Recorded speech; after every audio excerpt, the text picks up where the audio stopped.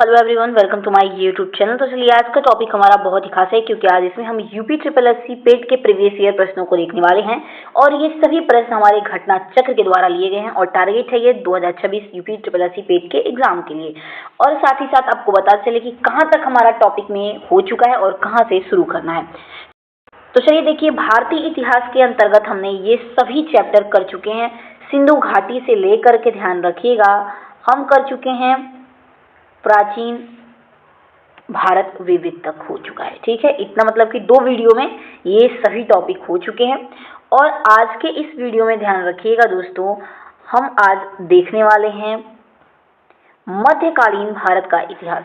यहाँ से स्टार्ट करवाने वाली हूँ मैं, और इसी के अंदर सल्तनत काल और मुगल साम्राज्य भी दिया हुआ है। फिर उसके बाद ब्रिटिश राज का अभ्युदय एवं प्रथम स्वतंत्रता संग्राम, ओके, यानी 1857 की क्रांति, जिसे प्रथम स्वतंत्रता संग्राम कहा जाता है। उसके बाद ब्रिटिश राज का सामाजिक आर्थिक प्रभाव, ओके। और उसके आगे नेक्स्ट वीडियो में हम भारतीय राष्ट्रीय आंदोलन से संबंधित देखेंगे। तो चलिए देर नहीं करते हैं, क्वेश्चन की तरफ आगे बढ़ते हैं। इससे पहले 2 क्लास में भारतीय इतिहास के ये आगे वाले चैप्टर हो चुके हैं दोस्तों। तो चलिए देर नहीं करते। चलिए दोस्तों देखिए, यहाँ पे हमारा मध्यकालीन भारत का इतिहास दिया हुआ है। तो सबसे पहले हम सल्तनत काल के बारे में क्वेश्चन को देखने वाले हैं। तो देखिए, तो चलिए देखिए, सल्तनत काल से संबंधित कौन कौन से प्रश्न पूछे जा चुके हैं यूपी ट्रिपल एससी पेट के प्रीवियस ईयर प्रश्नों में।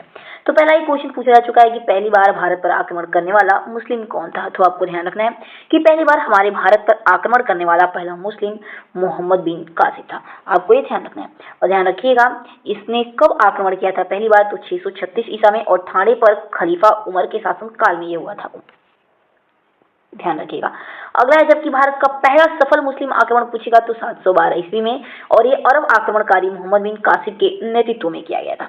ओके, आइए अगले प्रश्न की तरफ बढ़ते हैं। नेक्स्ट क्वेश्चन है कि खजुराहो समूह के प्रसिद्ध स्मारक किस राज्य में है। ध्यान रखिएगा, खजुराहो समूह के प्रसिद्ध स्मारक ये मध्य प्रदेश में है, यानी कि एमपी में। इसके बारे में देखिए कुछ जानकारी ले लेते हैं। तो मध्य प्रदेश के छतरपुर जिले में स्थित खजुराहो में चंदेल राजाओं के द्वारा निर्मित मंदिर आज भी चंदेल स्थापत्य की उत्कृष्टता का बखान करते हैं। इन मंदिरों का निर्माण 950 से 1050 चंदेल के मुख्य लेकिन पूर्वीवर्ती पर परवर्ती काल में निर्माण हुए इसके बीच कराया गया। यहाँ के मंदिर में कंदारिया महादेव मंदिर सर्वप्रमुख है, आपको ये ध्यान रखना है। नेक्स्ट अगला क्वेश्चन पूछा गया है कि जयचंद के विश्वासघात के कारण पृथ्वीराज चौहान की पराजय हुई। कालांतर में जयचंद कहाँ और कब मारा गया। तो आपको ध्यान रखना है, कालांतर में जयचंद उपयुक्त में से कोई नहीं है। तो देखिए यहाँ पे दिया हुआ है कि मोहम्मद गौरी ने 1194 ईस्वी में कन्नौज के शासक जयचंद पर आक्रमण किया। उस समय कन्नौज एक शक्तिशाली राज्य था जिसकी पृथ्वीराज चौहान से शत्रुता थी। मोहम्मद गौरी और जयचंद के बीच चंदावर में युद्ध हुआ जिसमें जयचंद क्या हुआ, मारा गया। क्वेश्चन क्या दिया। नेक्स्ट क्वेश्चन देखिए दिया है कि मोहम्मद गौरी किस वर्ष पृथ्वीराज तृतीय से पराजित हुआ। तो ध्यान रखिएगा 1191। नेक्स्ट क्वेश्चन है कि अमीर खुसरो का जन्म स्थान क्या है। ध्यान रखिएगा, अमीर खुसरो का जन्म स्थान कासगंज है और ये यूपी में पड़ता है और इसका जन्म 1253 ईस्वी में हुआ था। और ध्यान रखिएगा, इन्हें खड़ी बोली, कव्वाली और तबला का जनक माना जाता है। किसे, तो अमीर खुसरो को। इसके द्वारा ध्यान रखिएगा सादेक, मिफ्ता उल फुतूह, नूर सिपहर, तुगलकनामा, खज़ाइन उल फुतूह आदि ग्रंथों की रचना की गई थी और इसे तूती-ई-हिंद भी कहा जाता है। किसे, तो अमीर खुसरो को। नेक्स्ट क्वेश्चन अगला है कि अमीर खुसरो, जिन्हें कव्वाली का पिता एवं भारत का तोता भी कहा जाता है, ये किसके दरबार में कवि थे। तो ध्यान रखिएगा अलाउद्दीन खिलजी के दरबार में कवि थे, इन्हें तूती-ए-हिंद कहा जाता है। अगला है कि लौह रक्त की नीति किसने अपनाई। तो ध्यान रखिएगा लौह रक्त की नीति अपनाई गई थी बलबन के द्वारा। आइए अब हम अगले प्रश्न की तरफ बढ़ते हैं। देखिए अगला क्वेश्चन है कि अलाई दरवाजा किस विश्व विरासत स्थल में। ध्यान रखिएगा ये कुतुब मीनार में। नेक्स्ट क्वेश्चन है कि अलाउद्दीन खिलजी द्वारा बनाया गया प्रसिद्ध अलाई दरवाजा कहाँ पर स्थित है। तो ये स्थित है अलाई दरवाजा नई दिल्ली में। नेक्स्ट क्वेश्चन अगला है कि दिल्ली में अलाउद्दीन खिलजी के शासनकाल की अवधि क्या थी। तो दिल्ली में अलाउद्दीन खिलजी के शासनकाल की अवधि 1296 से लेकर के 1316 थी। ओके, और ध्यान रखिएगा कि दिल्ली में अलाउद्दीन खिलजी के शासक की अवधि बताया है हमने कि ये 1296 से लेकर के 1316 था। इसमें धोखे से सुल्तान जलालुद्दीन की हत्या करके ये स्वयं सत्ता पर बैठ गया। ध्यान रखिएगा। नेक्स्ट क्वेश्चन है कि दिल्ली में कुतुब मीनार दुनिया की सबसे ऊंची ईंट की बनी मीनार है। इनमें से कौन से राजा इसके निर्माण का योगदान नहीं है। ध्यान रखिएगा, सीख कर पूछेगा, ये अलाउद्दीन खिलजी का नहीं है इसमें हाथ। ओके, बाकी सभी हैं।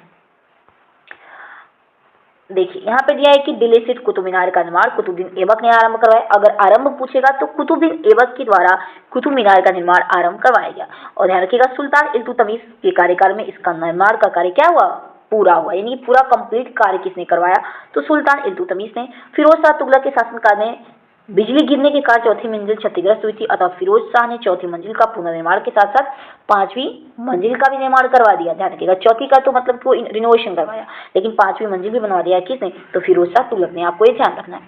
आइए हम अगले प्रश्न की तरफ बढ़ते हैं। अगला हमारा क्वेश्चन क्या दिया हुआ है देखते हैं। देखिए अगला हमारा इसमें क्वेश्चन दिया हुआ है कि कुतुब मीनार कहाँ पर स्थित है, तो ध्यान रखिएगा कुतुब मीनार ये दिल्ली में स्थित है। नेक्स्ट अगला क्वेश्चन है कि नालंदा प्राचीन शिक्षण एवं मठ का केंद्र कब नष्ट हो गया, तो ध्यान रखिएगा 1200 ईस्वी में ये नष्ट हो गया। ओके, और ध्यान रखिएगा ये मोहम्मद गोरी के एक साधारण दास इख्तियार मोहम्मद बिन बख्तियार खिलजी जो 1993 से लेकर के 1203 के मध्य बिहार की विजय की तथा नालंदा एवं विक्रमाशील विहार को नष्ट कर दिया था। देखिए ध्यान रखिएगा बख्तियार खिलजी के बाद इसमें इख्तियार दिया है, कहीं कहीं बख्तियार भी दिया है। नालंदा विश्वविद्यालय एक आवासीय विश्वविद्यालय का उदाहरण था जो बौद्ध शिक्षा का महत्वपूर्ण केंद्र था।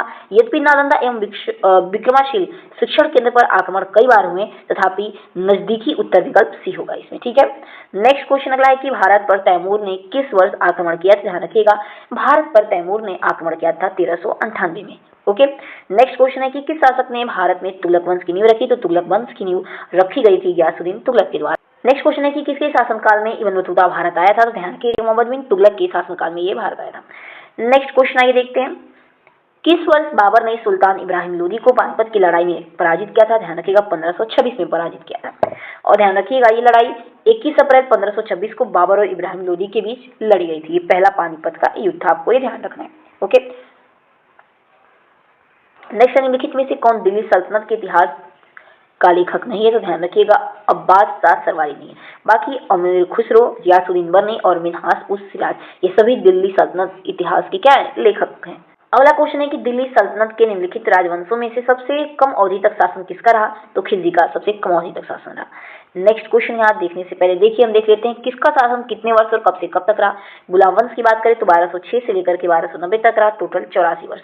अगला है खिलजी वंश का, तो ध्यान रखिएगा खिलजी वंश का 1290 से लेकर के 1320 तक रहा, टोटल 30 वर्ष होता है। अगला है कि तुगलक वंश की, ध्यान रखिएगा तुगलक वंश का शासन 1320 से लेकर के 1412 तक रहा, टोटल 92 वर्ष तक। अगला है सैयद वंश, तो ध्यान रखिएगा सैयद वंश का शासन 1414 से 51 तक, 14 से लेकर के 1451 तक रहा, टोटल 37 वर्ष रहा। तो आपको ध्यान रखना है कि खिलजी वंश का शासक सबसे कम रहा, कितने सालों तक, तो टोटल 30 साल तक। ओके, नेक्स्ट क्वेश्चन है कि खिज्र खां दिल्ली का शासक था, निम्नलिखित में से किस राजवंश से संबंधित था, ध्यान रखिएगा खिज्र खां सैयद और राजवंश से ये संबंध रखता था। आइए अगले प्रश्न की तरफ बढ़ते हैं। देखिए अगला है कि विजयनगर साम्राज्य के संस्थापक कौन थे, तो ध्यान रखिएगा विजयनगर साम्राज्य के संस्थापक हरिहर एवं बुक्का थे। ध्यान रखिएगा यूपी ट्रिपल आयोग के द्वारा अलग अलग इसमें दे दिया गया। ठीक है, तो बच्चा ए मारे कि बी मारे, या तो ऑप्शन ए और बी बोथ देना चाहिए था, इसीलिए इस क्वेश्चन के आंसर पर स्टार लगाया दोस्तों। ठीक है, ध्यान रखिएगा। नेक्स्ट क्वेश्चन है कि विजयनगर साम्राज्य किस नदी के किनारे स्थित है, तो आपको बताना है कि विजयनगर साम्राज्य तुंगभद्रा नदी के किनारे पर स्थित है।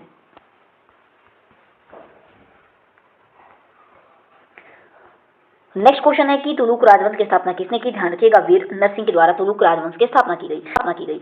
अगला क्वेश्चन है कि किस प्राचीन साम्राज्य में महिलाएं कुश्ती में भाग लेती थी, तो ध्यान रखिएगा विजयनगर साम्राज्य में महिलाएं कुश्ती में भाग लेती थी। नेक्स्ट क्वेश्चन की तरफ पढ़ते हैं। देखिए अगला हमारा क्वेश्चन दिया है कि विजयनगर की प्रचलित परंपराओं के अनुसार विजयनगर शासकों को क्या कहा जाता था, ध्यान रखिएगा इन्हें नरपति कहा जाता था। चलिए देखिए अगला क्वेश्चन है कि विजयनगर वास्तुकला द्रविड़ शैली का सबसे विकसित उदाहरण है, निम्नलिखित में से कौन सा मंदिर विजयनगर स्थापत्य शैली का है, तो ध्यान रखिएगा विरूपाक्ष मंदिर है। आपको ये ध्यान रखना है। और ये कहाँ पड़ता है, तो मैंने भी बताया कि हम्पी का विरूपाक्ष मंदिर है, और हम्पी कहाँ पड़ता है, तो ये कर्नाटक में स्थित है, और यह मंदिर शिव को समर्पित है। नेक्स्ट क्वेश्चन अब हम देखने वाले हैं मुगल साम्राज्य से संबंधित क्वेश्चन को देखने वाले हैं। तो देखिए सबसे पहला क्वेश्चन है कि मुगल सम्राट बाबर ने निम्नलिखित में से किस स्थान पर राणा सांगा और उसके सहयोगी को हराया था, तो ध्यान रखिएगा बाबर के द्वारा राणा सांगा को कब हराया गया इसमें, ध्यान रखिएगा। और कहाँ पे, तो खानवा के युद्ध में हराया गया, ध्यान रखिएगा। और कब, तो 1527 ईस्वी में। ऑप्शन नंबर इसमें पहला है, करेक्ट कर देंगे। अगला, निम्नलिखित में से किस शासक की मृत्यु उसके पुस्तकालय की सीढ़ियों से गिरकर हुई? ध्यान रखिएगा, हुमायूं की मृत्यु उसके पुस्तकालय की सीढ़ियों से गिरकर हुई थी, आपको ये ध्यान रखना है। और इसमें पूछा जाता है कि हुमायूं की मृत्यु दिल्ली में किस भवन में स्थित शेर मंडप पुस्तकालय की सीढ़ियों से गिरकर हुई? तो दीनपना भवन में हुई थी, आपको ये ध्यान रखना है। और लेनपूल ने हुमायूं पर टिप्पणी करते हुए कहा कि हुमायूं जीवन भर लड़खड़ाता रहा और लड़खड़ाते हुए अपनी जान दे दी। ध्यान रखिएगा, किसके द्वारा कहा गया? तो लेनपूल के द्वारा ये कही गई बात है। नेक्स्ट क्वेश्चन है कि हुमायूं की दुर्घटना में आकस्मिक मृत्यु के उपरांत उसके बेटे अकबर को कहाँ मुगल सिंहासन पर बैठाया गया? तो उसे बैठाया गया कलानौर में, आपको ये ध्यान रखना है। नेक्स्ट क्वेश्चन देखिए अगला, निम्नलिखित में से किस सम्राटों के शासनकाल में भारत का पहला मुद्रा रुपया मुद्रित हुआ? तो शेरशाह सूरी के शासनकाल में। और ध्यान रखिएगा, अफगान शासक शेरशाह सूरी 1540 से लेकर के 45 ईस्वी शासन में भारत का पहला मुद्रा रुपया मुद्रित किया। इसका वजन 178 ग्रेन था और यह रुपया चांदी का था, आपको ध्यान रखना है। नेक्स्ट क्वेश्चन है कि इनमें से किसने भूमि मापांकन की व्यवस्था प्रारंभ की? तो भूमि मापने की व्यवस्था ये शुरू की गई थी शेरशाह सूरी के द्वारा ही, आपको ये ध्यान रखना है। नेक्स्ट क्वेश्चन है कि जलालुद्दीन मोहम्मद किस नाम से प्रसिद्ध था? तो ध्यान रखिएगा, ये अकबर के नाम से जलालुद्दीन मोहम्मद प्रसिद्ध था। नेक्स्ट क्वेश्चन अगला है कि प्रारंभ में अकबर का संरक्षक कौन था? तो प्रारंभ में अकबर का संरक्षक बैरम खां था, आपको ये ध्यान रखना है। नेक्स्ट क्वेश्चन है कि पानीपत का द्वितीय युद्ध किसके बीच लड़ा गया? तो आपको पता होगा कि पानीपत का द्वितीय युद्ध ये अकबर और हेमू के बीच लड़ा गया। और कब? तो पानीपत का दूसरा युद्ध 5 नवंबर 1526 को ये लड़ा गया था, जिसमें हेमू पराजय हुआ और बैरम खां ने उसकी क्या कर दी? हत्या कर दी। बैरम खां ने हत्या कर दी, हेमू पराजय हो गया। तो जीत किसकी हुई? आपको ध्यान रखना है कि अकबर की जीत हुई। नेक्स्ट क्वेश्चन है कि निम्नलिखित में से किस लड़ाई में मुख्य विरोधी को सही ढंग से नहीं बताया गया? ध्यान रखिएगा, इसमें बी करेक्ट हो जाएगा, यानी कि पानीपत की दूसरी लड़ाई टीपू सुल्तान और मराठा के बीच नहीं हुई। अभी मैंने बताया अकबर और हेमू के बीच हुई, कब? तो 1500, अभी मैंने देखिए बताया 1500 किस में? 56 में, तो ध्यान रखिएगा। अब देखिए यहाँ पे देख लेते हैं, यहाँ पे सही दिया है। पानीपत की पहली लड़ाई बाबर और इब्राहिम लोदी के बीच हुई 1526 में। पानीपत की दूसरी लड़ाई 1556 में हुई, हेमू और अकबर के बीच में। और हल्दी घाटी का युद्ध 1576 में हुआ, महाराणा प्रताप और अकबर के बीच में। ओके, नेक्स्ट क्वेश्चन है कि 1526 ईस्वी में पानीपत का द्वितीय युद्ध किसके मध्य लड़ा गया? अभी मैंने बताया कि अकबर और हेमू के बीच लड़ा गया। आइए अगले प्रश्न की तरफ बढ़ते हैं। अगला है कि अकबर के नवरत्न के बारे में इनमें से कौन सा सही ढंग से मेल नहीं खाता है? आपको ये ध्यान रखना है कि कौन सा सही मेल नहीं खाता है। तो ध्यान रखिएगा, बी हमारा ये सही मेल नहीं खाता है। और ये बाकी सभी हमारे, पहला हमारा सही हो जाएगा कि अबुल फजल अकबर के वजीर थे और अकबर के शासन में अकबरनामा लिखी थी। अकबर पे ही अकबरनामा अबुल फजल के द्वारा लिखा गया। देखिए अगला क्वेश्चन है कि अकबर ने अपनी दरबारी संगीतज्ञ के रूप में किसे नियुक्त किया था? ध्यान रखिएगा, मियां तानसेन को। ओके, चलिए आइए अगले प्रश्न की तरफ बढ़ते हैं। अकबर के दरबार में प्रसिद्ध कवि कौन थे? तो ध्यान रखिएगा, रहीम खां थे। ऑप्शन नंबर इसमें से करेक्ट हो जाएगा। अगला क्वेश्चन है कि टोडरमल को निम्नलिखित में से किस नाम से जाना जाता था? ध्यान रखिएगा, टोडरमल को मुशरिफ ए दीवान के नाम से जाना जाता था। और ध्यान रखिएगा, इन्होंने अकबर के शासनकाल में भू राजस्व के निर्धारण के लिए एक नई व्यवस्था का प्रारंभ किया, जो जब्तिया आईने ए दहशाला व्यवस्था के नाम से माना जाता है। नेक्स्ट क्वेश्चन है कि बुलंद दरवाजा किसके द्वारा बनवाया गया था? ध्यान रखिएगा, यह अकबर के द्वारा बनवाया गया था। अगला प्रश्न है कि अकबर द्वारा बनवाया गया प्रसिद्ध ऐतिहासिक स्मारक बुलंद दरवाजा उत्तर प्रदेश में कहां पर स्थित है? तो उत्तर प्रदेश के यह आगरा में स्थित है। नेक्स्ट क्वेश्चन है कि इनमें से कौन सा मुगल सम्राट अनपढ़ था? तो ध्यान रखिएगा, अकबर ही क्या था? अनपढ़ था। नेक्स्ट अगला क्वेश्चन है कि इनमें से किसने अकबर की धार्मिक नीति की आलोचना की? तो किया गया था बदायूं के द्वारा अकबर की धार्मिक नीति का आलोचना। ओके,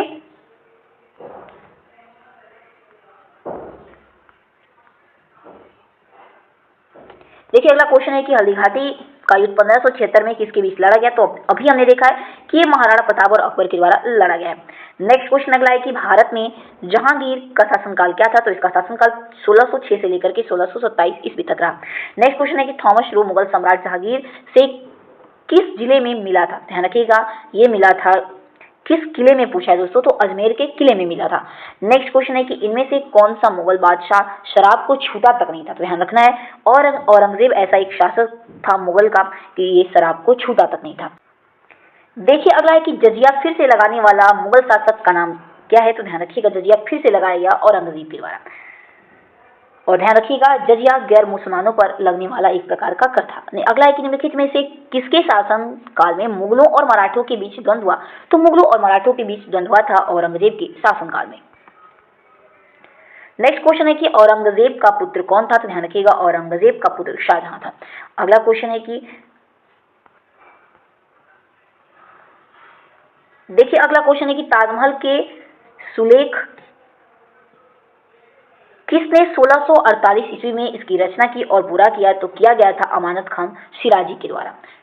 आइए अगले प्रश्न की तरफ बढ़ते हैं। अगला है कि संगमरमर, पिएत्रा ड्यूरा या रंगीन पत्थर की जड़ाई का काम के समय बहुत लोकप्रिय हुआ, किसके शासनकाल में पूछा जा रहा है, तो ध्यान रखिएगा ये शाहजहां के शासनकाल में बहुत ही लोकप्रिय हुआ। तो देखिए अगला क्वेश्चन है कि दिल्ली का प्रसिद्ध लौह जो सर्दियों में बिना जंग लगे खड़ा है वह निम्नलिखित में से ऐतिहासिक परिसर कहाँ स्थित है, तो ध्यान रखिएगा कुतुब मीनार के परिसर में स्थित है।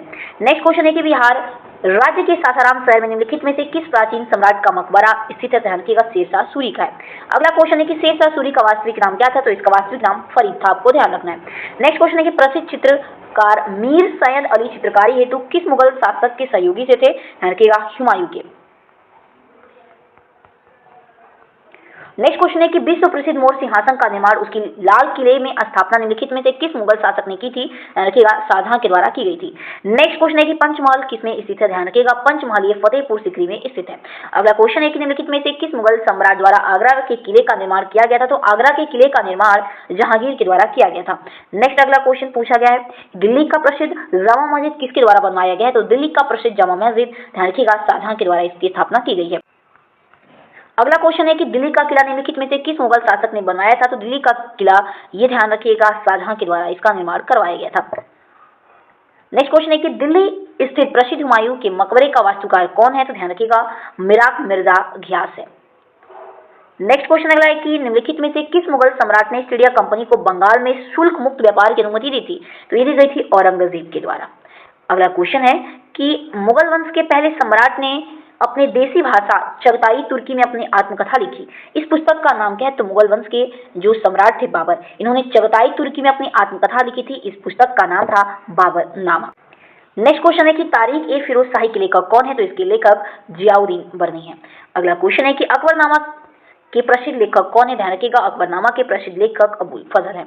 नेक्स्ट क्वेश्चन अगला दिया है कि आईने ए अकबरी किसमें लिखी गई है, तो आपको ध्यान रखना है कि आईने ए अकबरी किसने लिखी है, तो अबुल फजल के द्वारा ये लिखी गई है। अगला क्वेश्चन है कि अकबरनामा का खंड अकबर के प्रशासन, घर, सेना, राजस्व, उसके साम्राज्य के भूगोल से संबंधित जिसे आईने ए अकबरी के नाम से जाना जाता है, ये मतलब कि किस खंड में इसके बारे में यानी कि घर, सेना, राजस्व के बारे में किस खंड में लिखा गया अकबरनामा में, ध्यान रखिएगा तीसरे खंड में इसकी बात कही गई है।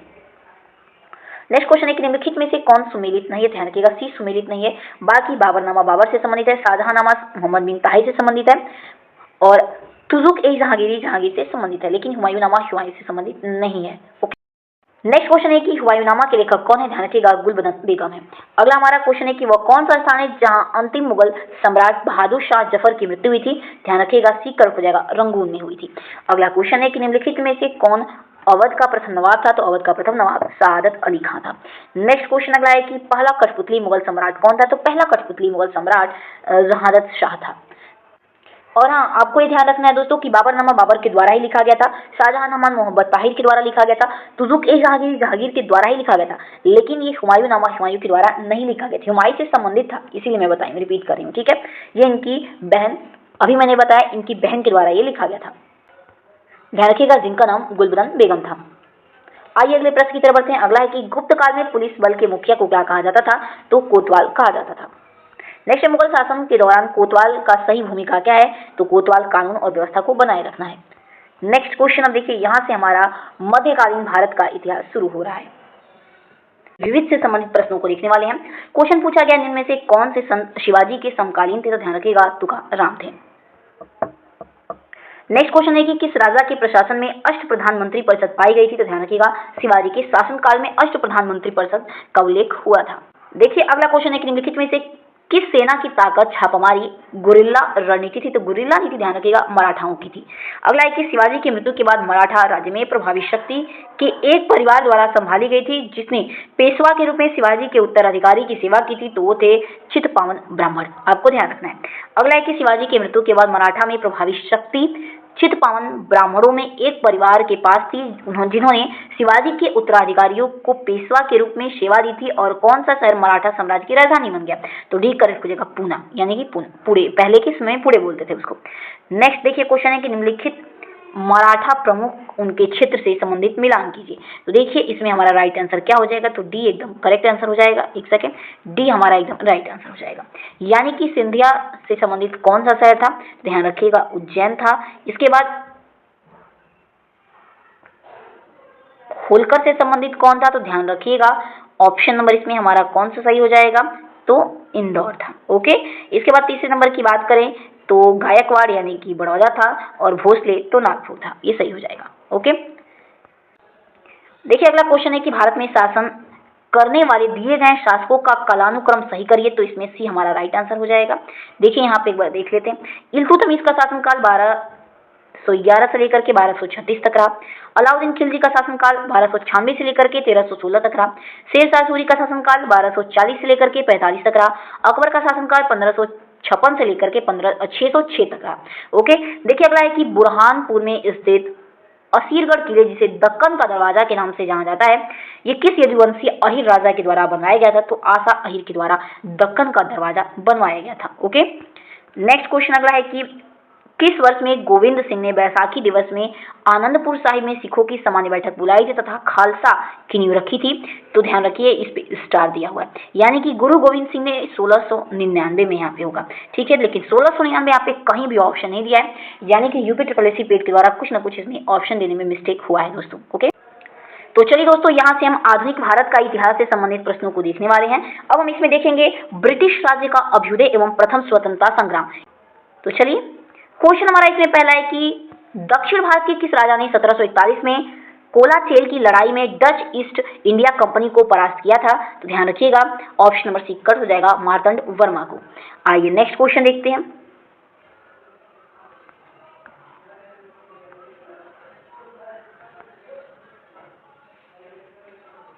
तो चलिए यहाँ पे क्वेश्चन आ दिया है कि दक्षिण भारत के किस राजा ने 1741 में कोलाचेल की लड़ाई में डच इंडिया कंपनी को परास्त किया था? ध्यान रखिएगा, तो मार्तंड वर्मा के द्वारा हराया गया था। ऑप्शन नंबर सी करेक्ट हो जाएगा।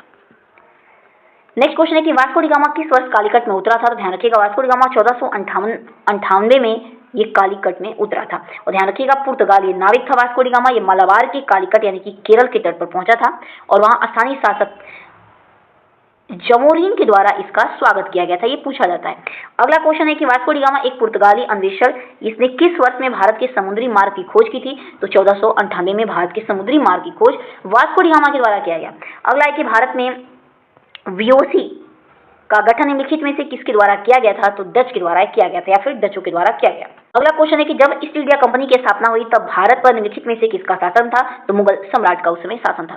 नेक्स्ट क्वेश्चन है कि सिराज उल दौला किस युद्ध में अंग्रेजों से पराजित हुआ? तो सिराज उल दौला ध्यान रखिएगा अंग्रेजों से ये प्लासी के युद्ध में पराजित हो गया। प्लासी का युद्ध कब हुआ था? तो 23 जून 1757 को हुआ था और अंग्रेज उसमें सेनापति रॉबर्ट क्लाइव था और बंगाल के नवाब सिराज उल दौला के बीच युद्ध हुआ था, मैंने जैसा कि अभी बताया। ओके, नेक्स्ट है प्लासी का युद्ध कब लड़ा गया? तभी बताया मैंने 1757 में प्लासी का युद्ध लड़ा गया। प्लासी के युद्ध की लड़ाई अंग्रेज और किसके बीच हुई? देखिए तो अभी मैंने बताया कि ये सिराजुद्दौला के बीच हुई। नेक्स्ट क्वेश्चन है कि इनमें से किस लड़ाई में अंग्रेज ने बंगाल के नवाब सिराजुद्दौला को हराया था? ध्यान रखिएगा 1757 प्लासी की लड़ाई में। ओके, देखिए अगला क्वेश्चन है कि बक्सर के युद्ध के बाद ईस्ट इंडिया कंपनी मुगल सम्राट के प्रति वर्ष कितने का भुगतान करने के लिए सहमत हुई? ध्यान रखिएगा बी कट हो जाएगा रुपए 26 लाख। अगला क्वेश्चन है कि बक्सर के युद्ध के बाद नवाब ने इलाहाबाद और कड़ा को मुगल सम्राट को सौंप दिया, जो ब्रिटिश सैनिकों के संरक्षण के अंतर्गत आता था, तो अवध को उस समय सौंपा गया। ओके, अगला क्वेश्चन है कि किस वर्ष में ईस्ट इंडिया कंपनी ने जहाजों ने सूरत के पास स्थित स्वाली एश्वरी में पुर्तगालियों को पराजित किया? तो 1612 ईस्वी में। नेक्स्ट क्वेश्चन देख लेते हैं। अगला क्वेश्चन है कि पहली टेनिस ईस्ट इंडिया कंपनी ने अपना परिचालन किस वर्ष शुरू किया? तो अपना परिचालन ये शुरू किया था 1616 में। नेक्स्ट क्वेश्चन है कि श्रीरंगपट्टनम का ऐतिहासिक शहर, जिसे टीपू सुल्तान और उसके पिता हैदर अली को कब्रों का घर माना जाता है, और निम्नलिखित में से किस शहर से लगभग 15 किमी दूरी पर है? ध्यान रखिएगा मैसूर से 15 किलोमीटर दूरी पर है। उनको भारत ने उखाड़ फेंकने के लिए इनमें से किसने फ्रांसीसियों की मदद ली थी? तो ध्यान रखिएगा टीपू सुल्तान के द्वारा फ्रांसीसियों की मदद ली गई थी ब्रिटिश शासन को उखाड़ फेंकने के लिए। अगला क्वेश्चन है कि टीपू सुल्तान कहाँ का शासक था, तो ध्यान रखिएगा टीपू सुल्तान ये मैसूर का एक प्रसिद्ध शासक था। देखिए अगला क्वेश्चन है कि किस वर्ष ईस्ट इंडिया कंपनी ने रणजीत सिंह के साथ अमृतसर की पहली संधि पर हस्ताक्षर किए, तो 1809 में। अगला क्वेश्चन है कि बॉम्बे में थाने तक भारत तक पहली ट्रेन किस वर्ष चलाई गई थी, तो 1853 में ट्रेन चलाई गई थी। देखिए अगला क्वेश्चन है कि बंगाल के प्रथम गवर्नर जनरल कौन थे, तो बंगाल के प्रथम गवर्नर जनरल वॉरेन हेस्टिंग थे। आपको ये ध्यान रखना है। नेक्स्ट क्वेश्चन है कि भारत के governor general Lord William Bentinck ने सती प्रथा को समाप्त करने हेतु किस वर्ष कानून पारित किए थे, तो ध्यान रखिएगा 1829 में सती प्रथा को अंत करने के लिए लॉर्ड विलियम बेंटिंक के द्वारा ये कानून पारित किया गया था। नेक्स्ट सती प्रथा को किसके द्वारा समाप्त किया गया, तो अभी मैंने बताया लॉर्ड विलियम बेंटिंक के द्वारा इसे समाप्त कर दिया गया। अगला क्वेश्चन है कि निम्नलिखित में से कौन सा दूसरा प्रांत था जिसने सहायक संधि को स्वीकार किया, तो सहायक संधि को स्वीकार किया गया था Mysore. Option number B correct हो जाएगा। देखिए अगला क्वेश्चन है कि सिविल सेवा किसके शासनकाल से प्रारंभ की गई थी, तो ये प्रारंभ की गई थी लॉर्ड कॉर्नवालिस के समय में। अगला क्वेश्चन है कि ब्रिटिश साम्राज्य में अवध का विलय कब हुआ था, ध्यान रखिएगा ब्रिटिश साम्राज्य में अवध का विलय ये वर्ष 1856 में हुआ था। नेक्स्ट क्वेश्चन है कि लॉर्ड डलहौजी ने अवध को कब कब्जे में लिया, तो लॉर्ड डलहौजी के द्वारा अवध को कब्जे में 1856 में लिया गया, उसके बाद इसका विलय कर दिया गया। नेक्स्ट क्वेश्चन है कि डलहौजी ने भारत में ब्रिटिश साम्राज्य के लिए अवध को कब्जे में लिया किस नीति के माध्यम से, तो हड़प नीति के माध्यम से।